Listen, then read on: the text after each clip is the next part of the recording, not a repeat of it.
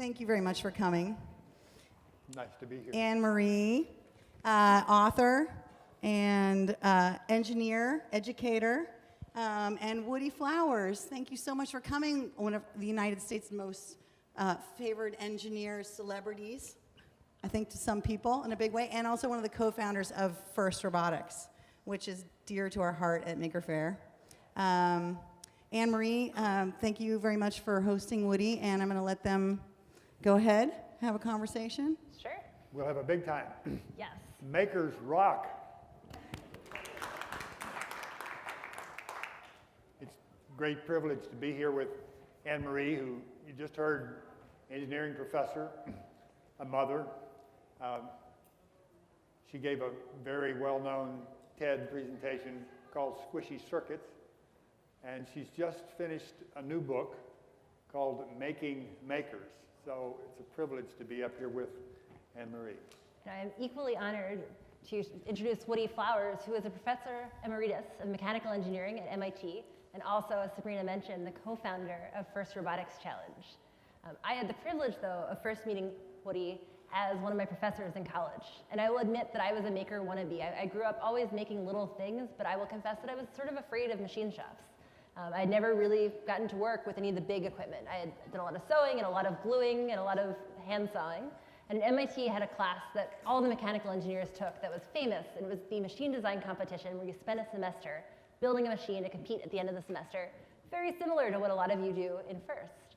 And I was an ocean engineer, but I convinced the school to let me take it. And I lucked out to have this Professor Woody Flowers as my section leader.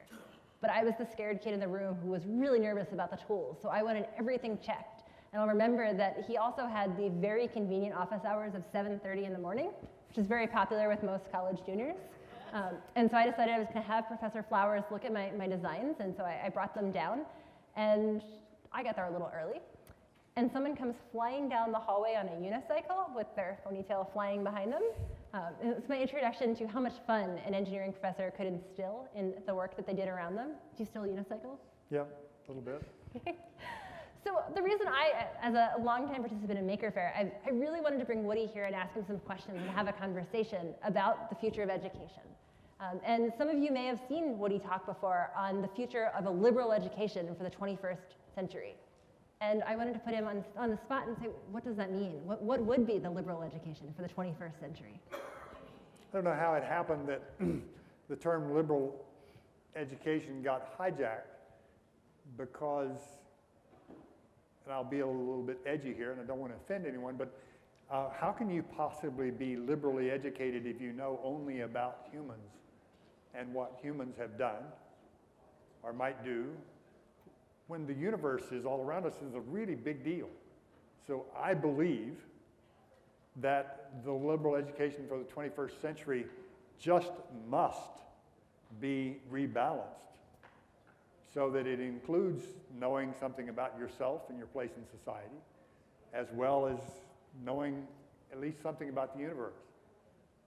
And I think essentially by definition, makers do that.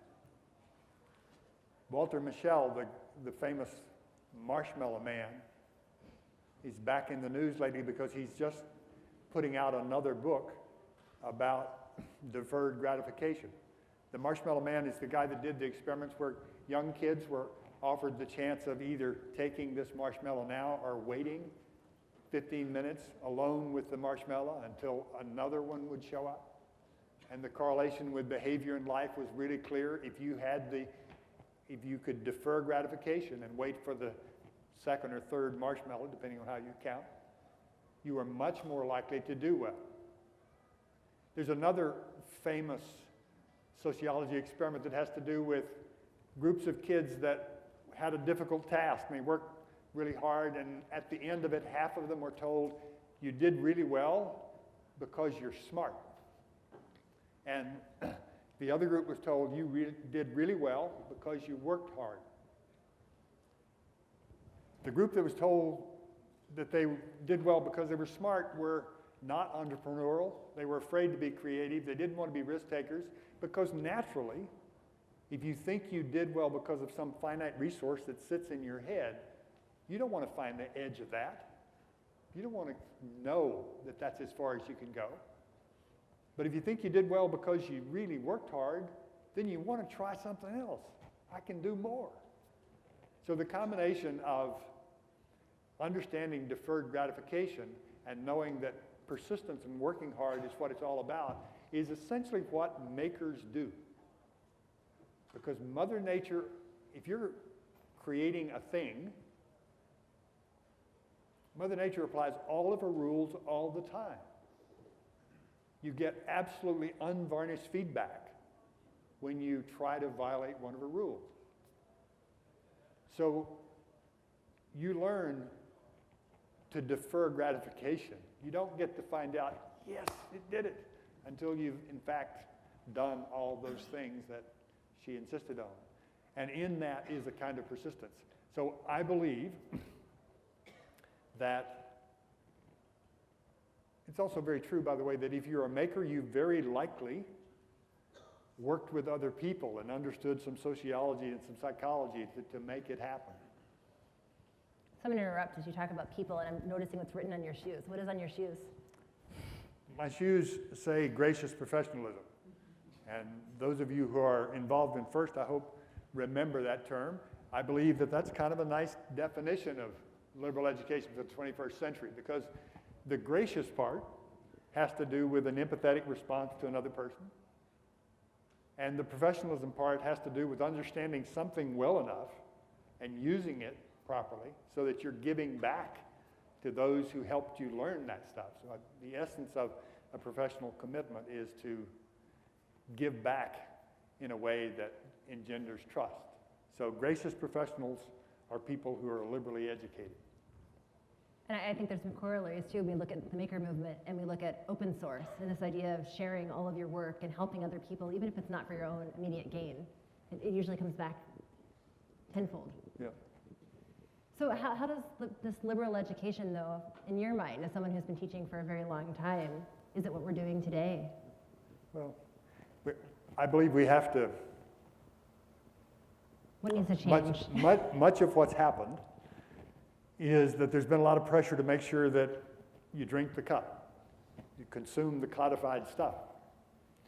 I believe that our education system has in many ways started to choke to death on a failed training system.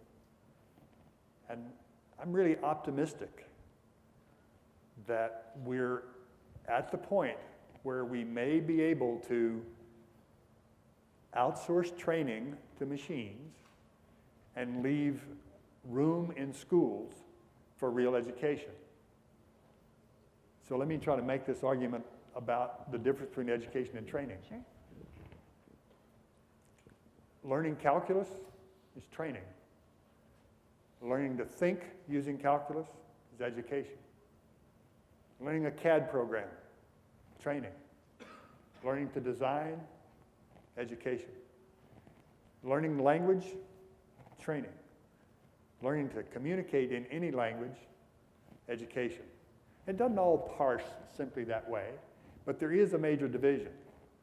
And most of the time that's spent in schools now is spent on training. I believe if I have this dream wonderful digital text that's connected and being continuously updated and is animated and enhanced as much as any Hollywood movie ever was, and is interactive and is keeping huge amounts of data about what I'm doing, and has a Siri or Watson-like tutor that's paying attention to Woody and his ADHD and odd things and is poking at me and helping me, leading me to train myself. If I work with a screen and do a lot of that, maybe with friends and social media through that screen, when I get together with an expert or my colleagues or teammates, we can get on with the education piece. So what do you think are the possible ways that we can encourage more of the education happening? Well, this is one of the great examples. Obviously, I believe FIRST is a great example. But we still have a hangover, because for good reason, the engineering science revolution was really important in the middle of the last century. because it was the only way you could do things. I mean, you did symbolic manipulation and slide rules and a certain kind of rigor and depth because that was the only way to get there. And because of that, we ended up bowing to a certain kind of thinking that was Platonic in that the spheres that we dreamed about were ideal and perfect. They And weren't? real things are not perfect. So we got off on this tack that said, if you really touch things, that's kind of dirty. But if you write about them and derive equations about them, that is sacred. I think we have to come back around. I'm not advocating going back, but I think we need to reinvent. So what's the logical, is there a logical pushing this to the end point of this liberal education? Where do we go? Where to go all the way? Well, you know, if we focus early in life on the trunk of the tree, that is the true education part, and just keep sticking branches on that involve codified understanding about things and people, and you know, if we all keep learning, and we all keep building things, like you do absurdly wonderful, different things. What's your sabbatical going to be next year? I may be working in a restaurant, some engineering in a restaurant. That was a euphemism for being working in one of the most exotic molecular gastronomy places on the planet. But it's play. We should always be playing. I think this is why I started Woody's conversation with seeing, how many of you have seen any of your college professors unicycle down the hallway? Anyone? Just me? That's crucial. I think seeing a professor of Woody's stature as a young engineer, seeing someone who could still play and still see the fun and the joy in it, you seem to still be having fun with what you're doing. Well, it is fun. Have we taken some of the fun out of education? Oh, well, you bet. You know, there's some very famous studies of MIT students that show that during the 4 years there, their tendency toward creative thinking diminishes. Because there's this exhausting thing that. Really? I haven't seen those studies. Yeah. So how do we take on the responsibility if all of us in this room, and I see parents, and I see first coaches, and I see teachers, you know, how do we show that play? How do we show that play, and how do we bring that back and say it's okay to be that kid? You guys understand it. You have to go out and try to get more people to do it. I mean, sometimes it's a bit of an uphill struggle. When I joined the faculty at MIT, the department head was being a kind man, and he said, Woody, welcome, but since you're in design, you have almost no chance of getting tenure. And so that was kind of a wake-up call, and it probably did drive me to do things like ride unicycles down the hall and try to behave more like my outstanding students like AnnMarie. Wait, they're telling you that design wouldn't get you tenure and drove you to the unicycle? Yeah. Well, it probably made me give up and just be myself rather than try to follow a formula. So I think right now the formula's kind of out of whack, and people, I'm not saying, by the way, that I think people should follow their passion. That's only true if you're willing to really suffer part of the time when you're trying to get to somewhere. But if you just follow your passion, you're wandering foolishly. If you happen to love doing something, that's fine. But there has to be more to it than I just like this. It also has to help satisfy a need and move you forward. And I'm going to throw in, and it's not about embracing failure. We're talking about our buzzwords, following your passions. Mine is embracing failure. I don't think any of the things that we see out here that don't work are failures. They're missteps, and getting into that idea of iterating, and everything's an iteration. At some point, we were all taught, who was taught a 5-paragraph essay at some point in middle school? We all had the 5-paragraph essays. You never just handed in one, you did iterations of them.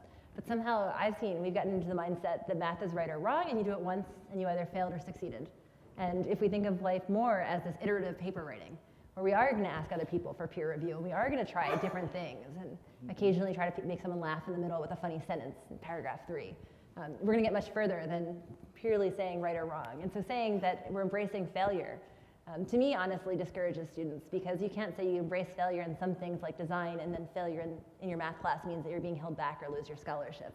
So if Woody's going to eradicate, follow your passion, I'm going to eradicate, embrace failure. The whole traditional model of education is linear. You march along, and all of us know that it's, at least those kinds of things, and being comfortable enough to loop back and start over without calling yourself a failure. But I believe that when you're young, you have probably one of your best shots, although you may have to struggle to make it work in the system, at developing a self-image that includes having enough faith in your ability to do something creative to try it again.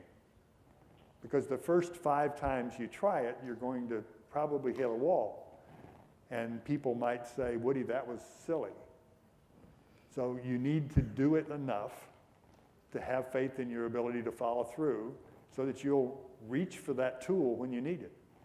In fact, I think that this real education thing that I talked about earlier, the trunk of the tree, I believe the right model for that might be, rather than consuming the cup, it might be making sure that you develop a self-image that includes, for example, doing something that's really hard. Developing self-image that includes knowing that you can do something that's very unusual or creative. Knowing you can do something with other people. Knowing you can do something for other people. And that kind of list goes on, and none of those things becomes part of your self-image unless you do them. AnnMarie could give her absolute best lecture on what it feels like to help others, and you wouldn't have any idea what that's like. But if you did it, then you got a good shot at it. So experience-based stuff with experts and with other people as members of team are where the real payoff is. And with the linear, I think we try too hard to make things linear for some of our young learners and not so young learners sometimes. Mm-hmm. I always find it ironic that I've walked into science classrooms where we're about to give tests and have kids take a test, but on the wall have pictures of Edison and other inventors. And then we tell our students to try really hard and get A's. But if you read about the histories of any of the great inventors, most of them weren't straight A students. Yeah. Most of them were the ones running off and trying things with their friends. In AnnMarie's new book, she talks about makers. The title of the book is Making Makers. And makers apparently, as she put it, blow things up a lot. And she's forced to question whether or not if makers didn't blow things up or do things that were a little bit dangerous, would they have ended up being makers or following through as makers? It's an interesting question. But I can't imagine being my parents, because when I was in high school, I didn't have a car to date in, so I built a hot rod roadster, and it was crazy dangerous thing. I mean, it was just outrageous, way overpowered. I didn't know anything about vehicle dynamics, and I survived that. But I think I learned more engineering doing that than I did in the first, I don't know how many years of engineering class. It's amusing. Quite a few people told me stories of the dangerous things they did, Woody included. And often they told me then not to name them. Woody didn't ask me not to name him, so I can tell his stories. And I asked them why I couldn't name them. And there were usually 2 reasons that were given. And most of the interviewees that I had were in their 40s, 30s to 60, about 70 people. And when I said, why, sure, I won't name you, but why shouldn't I mention it? And reason 1 was, I don't want my parents to know. I actually had one person where I had a fact checked with their parents. And I said, well, if we're going to print this, make sure that your parents now in their 80s are okay with this. And we had quite a few family mediations involved in admitting things that were done 40 years ago. The second reason, though, that came up almost every time was I wouldn't want my kids to know I did this. And I said, why not? Because I wouldn't want them to do it. And I'm still wrestling with this question. I said, what are the big memories you have of building things? And it was the slightly dangerous projects. Would you let your child do that? No, it's too dangerous. Which raises a question, and honestly, I'm guilty of this sometimes too. If we did take away some of that risk from the kids, would we still have today's innovators? And with that, then, maybe the corollary to risk is not, I'm not saying have your kid jump off the roof. What I'm saying, though, is let them learn to assess risk. And with that, have we taken away responsibility from kids? And you look at the first robots that many of these kids are building, they're huge. They could be dangerous, but they've been taught how to handle it. They've been given that responsibility. They have mentors. And I would posit that we're taking away some of that responsibility. That kids used to be given a lot more leeway to walk down the street or to build something or to maybe have a chemistry kit that didn't say no real chemicals involved on the cover, which you can buy chemistry kits that say that now. And when we take away that responsibility and that ability to take risks, are we taking away the chance for those kids to try something while they still believe they can do anything? There's a difference between being appropriately careful and being risk-free, and I think you have to burn your fingers a few times before you understand what that feels like. So we've talked a little bit about some good news and some bad news. To me, there's an amazing mix right now. I'm not trying to make a political statement, but there is a huge division in wealth in this country now. Not just in income, but a division in wealth. We're at risk of developing the same kind of imbalance in education. I think that's really, really dangerous. And one of the ways to help level the playing field so that, quote, equal opportunity actually means something is to get more people involved with kinds of things that celebrate a different part of the brain than has been very popular for about 50 years. So help infect other people with the desire to do things and express yourself. One of the things that I didn't, isn't education about developing a self-image that includes knowledge that you can make something beautiful? Doesn't everyone deserve to be able to feel that?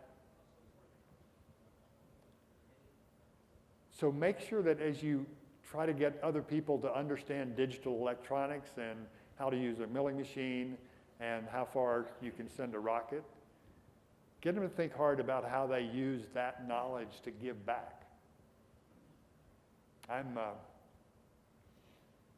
spend a lot of time at FIRST events, and I think there's more happiness per square foot in the pits at a FIRST event than any place I've ever been. And if you go through a whole first season without a tear in your eye, you need psychiatric help immediately. So I'm optimistic, but Margaret and I are members of the silent generation. After that are the boomers, and then the X-Gens, and then the millennials. And psychologists are struggling to define the next group, and they're all watching for emergent characteristics of the whole generation. Let's imagine that we had a generation that was known for factual thinking and fairness. Wouldn't that be wonderful? Both those things are complicated.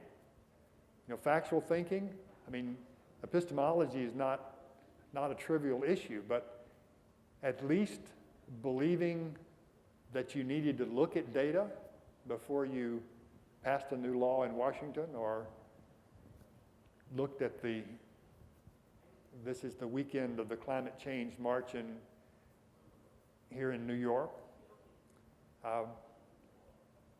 People are picking parts of science that they want to do an a la carte version of what we know. I think that's a little scary. So imagine that we had a generation of people who were willing to try the best they could to make fact-based decisions and who had spent some time thinking about the concept of fairness. And I understand that's a big, complicated mess, but at least, I think, you decide that fair has something to do with giving people a level playing field at the start, so that the people if you believe in a meritocracy, they can bubble up.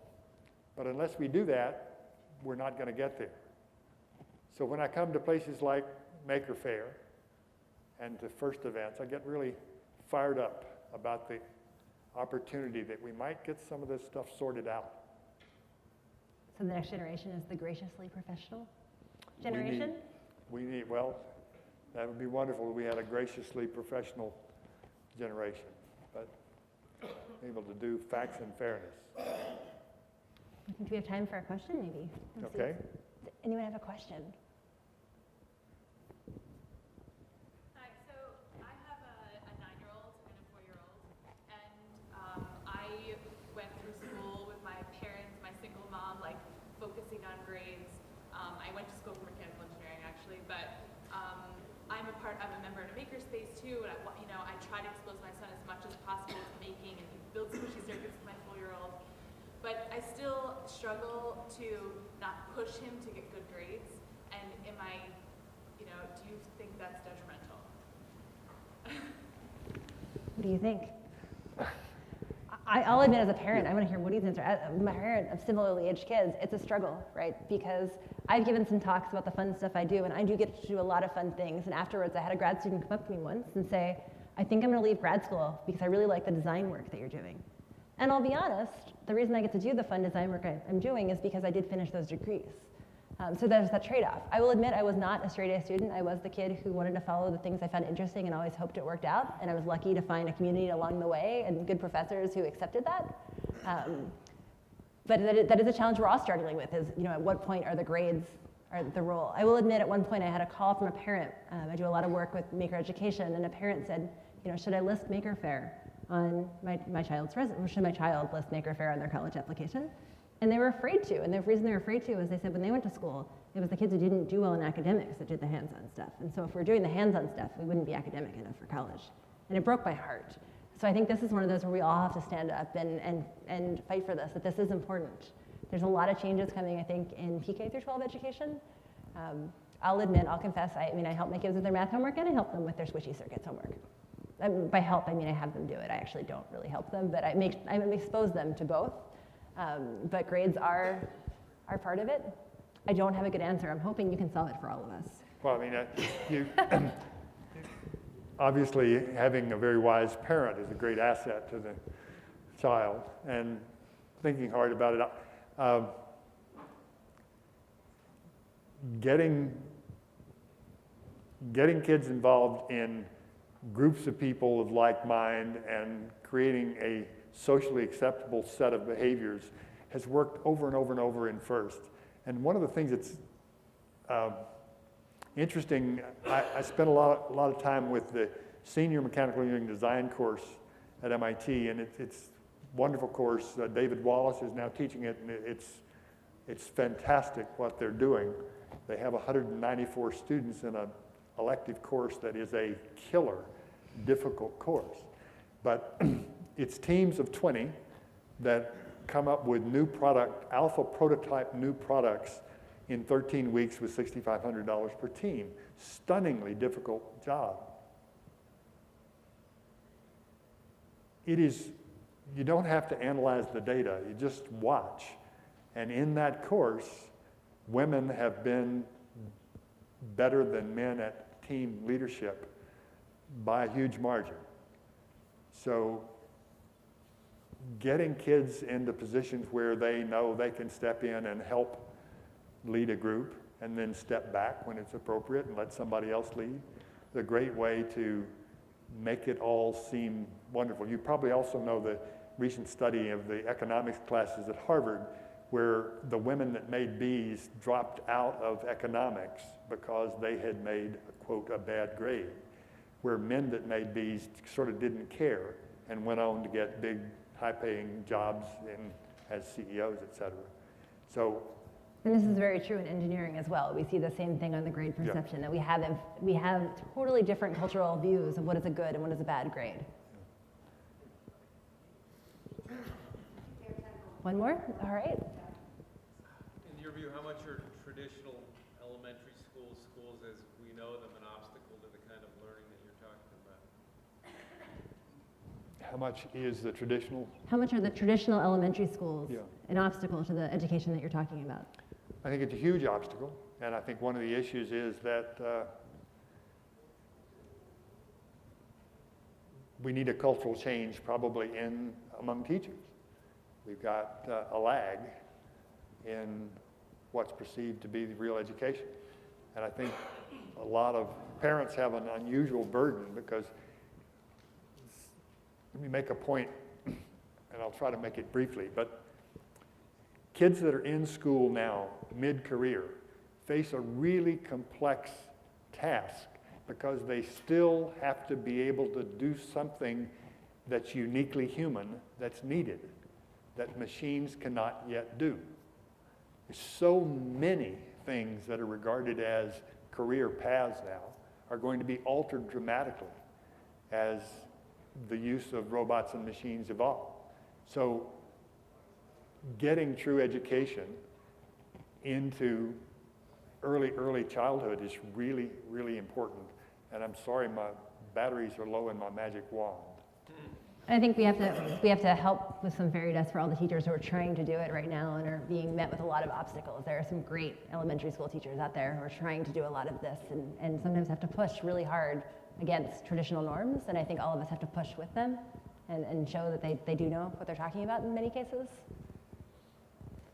Thank you. Thank you.